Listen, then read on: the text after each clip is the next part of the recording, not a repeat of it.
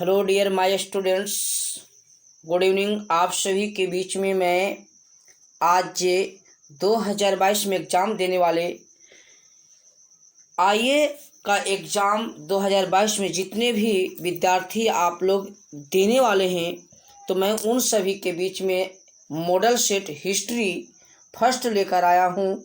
तो चलिए हम लोग एक एक प्रश्न को जवाब देंगे और आप लोग जितने भी स्टूडेंट हैं आप लोग कॉपी कलम खोलकर बैठ जाएंगे, क्योंकि मैं आप सभी के बीच में 50 प्रश्नों का ऑब्जेक्टिव मॉडल सेट सॉल्व कराएंगे डियर। तो चलिए, आप सभी को माँ गायत्री कोचिंग सेंटर में हार्दिक अभिनंदन है। तो चलिए, मैं फर्स्ट प्रश्न आप लोग को बीच में जो आपके स्क्रीन पर दिखाई दे रहा है, मैं आप सभी को बता दूं कि जितने भी आप सभी के नज़दीकी दोस्त हैं उन्हें ज़रूर ये वीडियो शेयर कर देंगे ताकि सारे प्रश्न को समझ में आ जाए। तो दोस्तों, सबसे पहली बात कि आप सभी अगर मेरे चैनल पर नए हैं तो चैनल को सब्सक्राइब एंड लाइक ज़रूर कर देंगे। तो चलिए, मैं आप लोग चलिए देखिए, यहाँ पे कम से कम आप 50 में 40 प्रश्नों को अगर जवाब दे देते हैं तो आपकी तैयारी बहुत अच्छी है। तो रेडी हो जाइए। आप लोग का पहला प्रश्न है कि सांची का स्तूप किस धर्म से संबंधित है? ऑप्शन बौद्ध धर्म, जैन धर्म, ब्राह्मण धर्म या सिख धर्म। तो माय डियर, आप सभी अगर पढ़े होंगे तो ठीक है, नहीं पढ़े होंगे तो भी कोई दिक्कत नहीं है, लेकिन इसका राइट आंसर आपका बौद्ध धर्म सही हो जाएगा। सांची का स्तूप को निर्माण राजा अशोक के द्वारा किया गया था। सांची का स्तूप का निर्माण राजा अशोक के द्वारा किया गया था। तो डियर, नेक्स्ट प्रश्न इसको आते हैं, हड़प्पा सभ्यता की सबसे महत्वपूर्ण विशेषता क्या थी? हड़प्पा सभ्यता की सबसे महत्वपूर्ण विशेषता क्या थी डियर? तो जल्दी से इसका आप लोग आंसर करेंगे। ऑप्शन है नगर योजना, ग्रामीण जीवन, पशुपालन या कला। तो हड़प्पा सभ्यता की सबसे महत्वपूर्ण विशेषता क्या थी? तो फ्रेंड्स, हड़प्पा सभ्यता की सबसे बड़ी विशेषता नगर योजना थी, जो आपका राइट आंसर हो जाएगा। ये आंसर सही हो जाएगा। जो भी स्टूडेंट किए होंगे ये आंसर उनका सही है। चलते हैं नेक्स्ट प्रश्न की ओर। क्वेश्चन नंबर 3, हड़प्पा सभ्यता का शासन किसके हाथों में था? जल्दी से आंसर करेंगे, कमेंट में आप कर सकते हैं। हड़प्पा सभ्यता का शासन किसके हाथों में था? तो डियर जल्दी से बताएंगे, किसान के हाथ में, व्यापारी के हाथ में, अधिकारी के हाथ में या पशुपालक के हाथ में? तो डियर, उस समय किसान नहीं थे, अधिकारी नहीं थे और न ही पशुपालक थे। तो इसका राइट आंसर आपका व्यापारी हो जाएगा, यानी आंसर आपका बी आंसर सही है। उस समय हड़प्पा सभ्यता का शासन जो चलाते थे वो व्यापारी चलाते थे। नेक्स्ट डियर देखते हैं क्वेश्चन नंबर नेक्स्ट। तो नेक्स्ट क्वेश्चन नंबर 4 है डियर, हड़प्पा सभ्यता के पतन का मुख्य कारण क्या था? तो डियर जल्दी से आंसर बताएंगे कि हड़प्पा सभ्यता के पतन का मुख्य कारण क्या था? तो ऑप्शन आंसर बाह्य आक्रमण, भूकंप, बाढ़ या इनमें से सभी।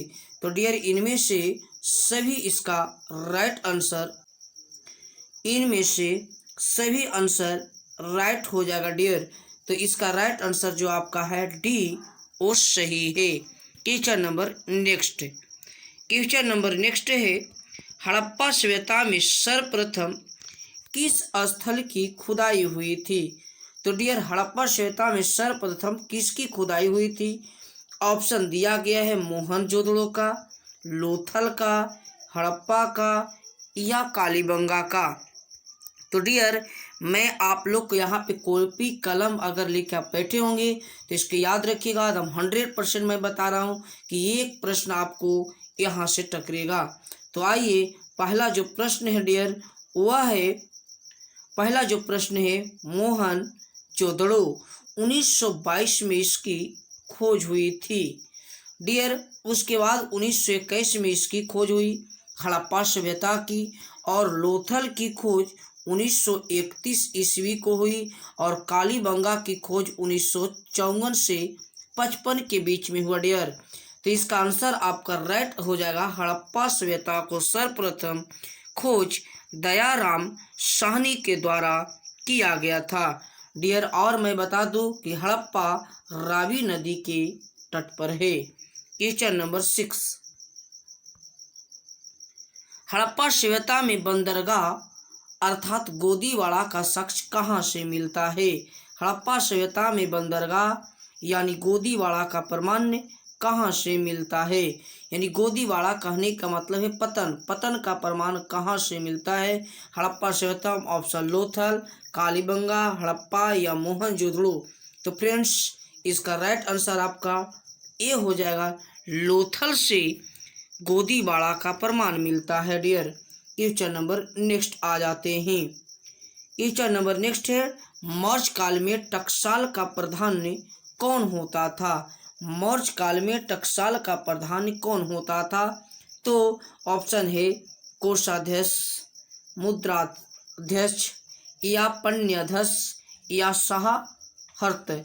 यानी इसका पाण्य अध्यक्ष राइट आंसर आपका सी हो जाएगा। Question number next dear, Maurya वंश की राजधानी कहाँ थी? मौर्य वंशज की राजधानी कहाँ थी? ऑप्शन है विदिशा, पाटलिपुत्र, काशी या उज्जैन। तो 8 का आंसर राइट हो जाएगा फ्रेंड्स। इसका मौर्य वंश की राजधानी जो थी वह पाटलिपुत्र थी। यानी राइट आंसर आपका हो जाएगा पाटलिपुत्र। यह सही आंसर है। नेक्स्ट क्वेश्चन है डियर कि मौर्य कालीन राजधानी कलिंग कहाँ स्थित है? मौर्य काल में कलिंग कहाँ स्थित था? तो डियर इसका राइट आंसर आपका बिहार, उड़ीसा, पंजाब या पश्चिम बंगाल है। तो जल्दी से इसका आंसर बताएंगे। मौर्य कलिंग की राजधानी, इसका राइट आंसर डियर हो जाएंगे आपका, वह हो जाएगा उड़ीसा। यानी आंसर आपका सी सही है। क्वेश्चन नंबर नेक्स्ट आ जाते हैं। मौर्य प्रशासन में सहात्रा कौन था?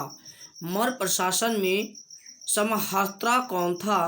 तो राइट इसका आंसर आप बताएंगे। ऑप्शन दिया गया है केंद्रीय मंत्री, राजकीय कर संग्रह अधिकारी या आपका मुख्य न्यायाधीश या अंतःपुर का रक्षक।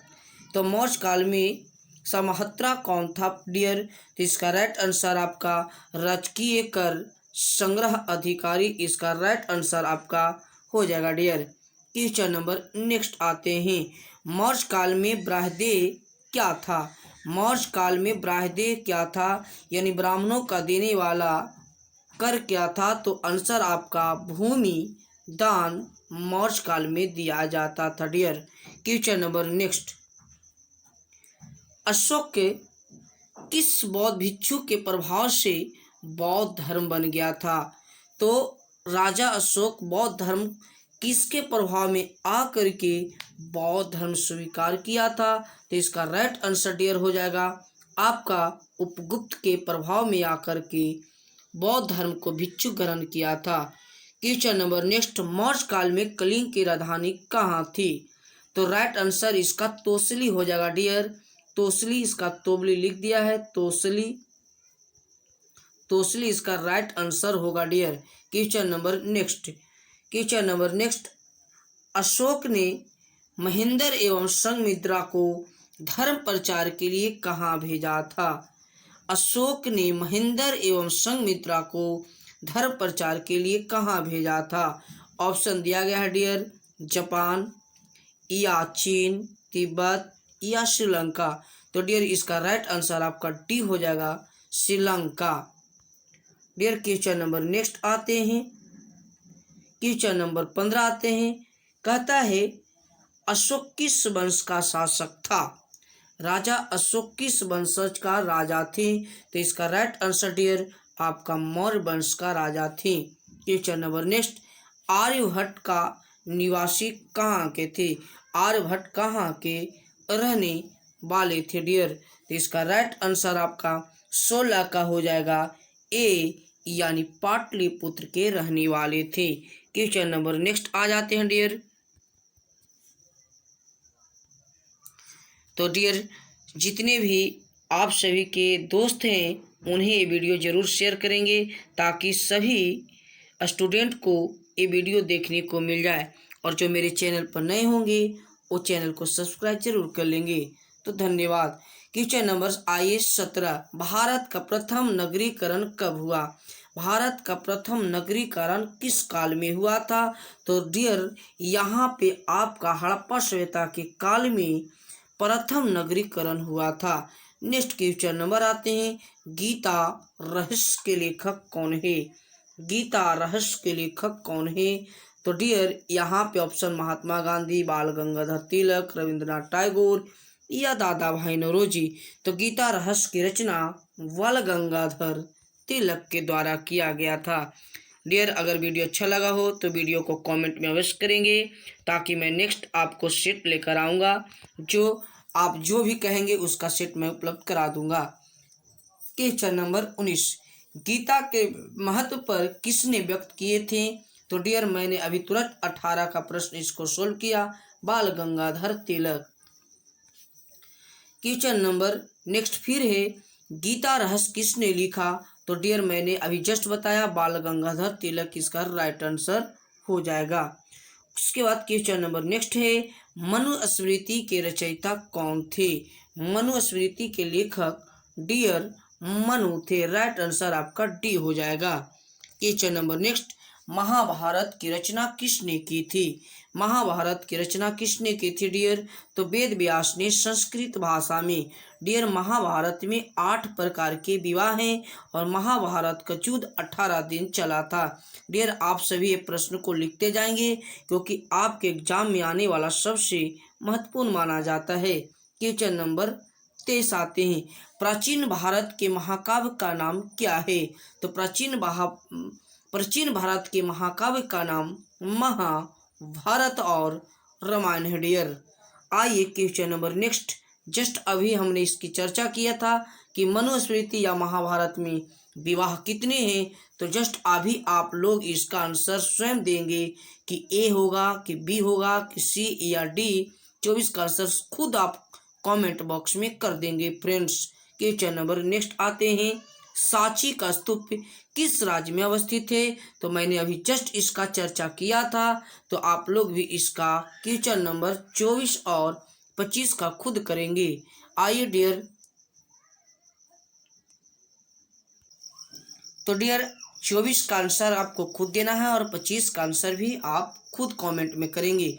आइए बहुत वीवीआई प्रश्न है, बुद्ध का सारनाथ में दिया गया प्रथम उपदेश क्या कहलाया था? तो डियर बहुत इंपॉर्टेंट और वीवीआई प्रश्न है कि भगवान बुद्ध ने जब सारनाथ में उपदेश दिए थे तो उसे धर्म चक्र परिवर्तन कहा गया था। डियर कभी कभी एग्जाम में पूछता है धर्म चक्र परिवर्तन किसे कहते हैं? तो भगवान गौतम बुद्ध ने अपने 5 साथियों के साथ जो उपदेश दिए उसे धर्म चक्र परिवर्तन कहते हैं। क्वेश्चन नंबर नेक्स्ट है 27 का क्वेश्चन कहता है, क्वेश्चन नंबर नेक्स्ट जो 27 का है डियर वो कहता है, त्रिपिटक में कौन सा ग्रंथ आता है? तो डियर मैं बता दूं कि त्रिपिटक का अर्थ होता है 3 टोकरी। ये भी पूछता है 3 टोकरियाँ। डियर्स याद रखना है त्रिपिटक का अर्थ क्या होता है, 3 टोकरियाँ। तो डियर्स क्वेश्चन नंबर आपका त्रिपिटक में कौन सा ग्रंथ? तो सूत पिटक, विनय पिटक, अभिधम पिटक तथा उपयुक्त में शेष सभी। और ये वीवीआई प्रश्न आपके एग्जाम में आ सकता है फ्रेंड्स। क्वेश्चन नंबर नेक्स्ट है, कौन बुद्ध के प्रिय शिष्य थे? तो बुद्ध के सबसे प्रिय शिष्य का नाम आनंद थे। बुद्ध के सबसे प्रिय शिष्य का नाम आनंद था। बुद्ध के सबसे प्रिय शिष्य का नाम क्या था फ्रेंड्स? तो आनंद था। और जो यहाँ पे कनिष्क जो दिया गया है इनसे भी मैं बता देता हूँ कि चौथी बौद्ध संगीति राजा कनिष्क के शासन काल में हुआ था। तो डियर्स यहाँ भी याद रखना है। क्वेश्चन नंबर नेक्स्ट आते हैं, किसके शासन काल में बौद्ध धर्म का विभाजन हुआ था? किसके शासन काल में बौद्ध धर्म का? तो जस्ट अभी हमने बताया यह चौथी बौद्ध संगीति राजा कनिष्क के शासन काल में विभाजन हीनयान और महायान में बट गया था फ्रेंड्स। क्वेश्चन नंबर नेक्स्ट आते हैं, बुद्ध के गृह त्याग की घटना को क्या कहा जाता है? तो जब भगवान गौतम बुद्ध ने अपने पुत्र पत्नी को सोते हुए 29 वर्ष की अवस्था में जब वह घर को छोड़ दिए थे तो उसे महाभी निष्कर्मण के नाम से जाना जाता है दोस्तों। और जब वह प्रवचन दिए थे धर्मचक्र प्रवर्तन, और उसके बाद जो क्वेश्चन आपको यहाँ दिया गया है फ्रेंड्स वो है महापरिनिर्वाण, अर्थात भगवान बुद्ध की मृत्यु जब हुआ था तो उसे महापरिनिर्वाण कहा गया था। तो डियर्स, मैंने आपको 50 प्रश्न में से 30 प्रश्न को सोल्व कर दिया है। तो आइए क्वेश्चन नंबर 31 आते हैं। वीडियो अगर अच्छा लगा हो तो वीडियो को लाइक शेयर जरूर।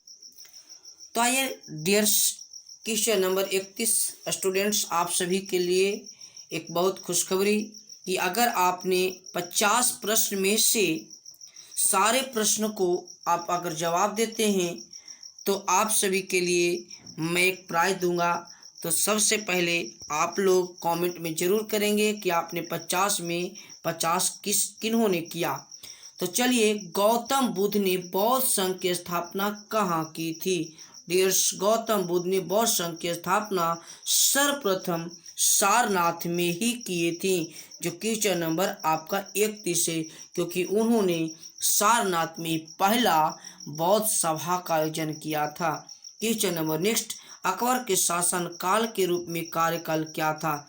अकबर गद्दी पर कब बैठा था? तो डियर्स, इसके पिता की मृत्यु हुमायूं की मृत्यु 1556 में और 1605 में भी इसकी अकबर की मृत्यु हो गई थी। क्वेश्चन नंबर नेक्स्ट डियर, आइए, आईने ए अकबरी के अनुसार भूमि को कितने भाग में बांटा गया है? डियर्स, तो भूमि अगर पूछा गया है तो देखिए यहाँ पे बहुत इम्पोर्टेंट और वीवीआई प्रश्न है। आईने ए अकबरी के अनुसार भूमि को 4 भागों में बांटा गया है, लेकिन पूछा जाएगा आईने ए अकबरी को कितने भाग में बांटा गया है? तो इसे 5 भाग में बांटा गया है। क्वेश्चन यही में बच्चे लोग कन्फ्यूज करते हैं। तो डियर्स, इसको वीवीआई आप लोग को कर लेना है, एग्जाम में एकदम कन्फर्म आएगा। क्वेश्चन नंबर नेक्स्ट आते हैं। क्वेश्चन नंबर नेक्स्ट है, क्वेश्चन नंबर नेक्स्ट 34 आते हैं। बाबरनामा या तुजुक ए बाबरी के रचनाकार कौन थे? तो बाबरनामा के लेखक बाबर थे। बाबरनामा के लेखक बाबर थे। Question number next, Qutub Minar का निर्माण किसकी स्मृति में किया गया था? तो कुतुब मीनार का निर्माण कुतुबुद्दीन ऐबक के स्मृति में किया गया था फ्रेंड्स। क्वेश्चन नंबर नेक्स्ट आते हैं, मनसबदारी प्रथा की शुरुआत किसने की थी? तो डियर्स, आपका 36 का आंसर, मनसबदारी प्रथा की शुरुआत राजा सम्राट अकबर के द्वारा किया गया था। भूमि सुधार संबंधी जब्ती प्रथा किसकी देन है? भूमि सुधार संबंधी जब्ती प्रथा किसकी देन है? तो डियर्स, 37 का आंसर आप लोग खुद बताएंगे। ऑप्शन है टोडरमल, वीरबल, फैजी या मानसिंह। तो डियर्स, इसका राइट आंसर मैं बता दे रहा हूँ, इसका भूमि सुधार टोडरमल जी थे। क्वेश्चन नंबर नेक्स्ट, आइए, अकबर का मकबरा कहाँ स्थित है? अकबर जो मरा था तो उसको कहाँ दफनाया गया था? डियर्स, तो इसका राइट आंसर सिकंदरा आंसर सही हो जाएगा। क्वेश्चन नंबर नेक्स्ट, अकबर का जन्म कहाँ हुआ था?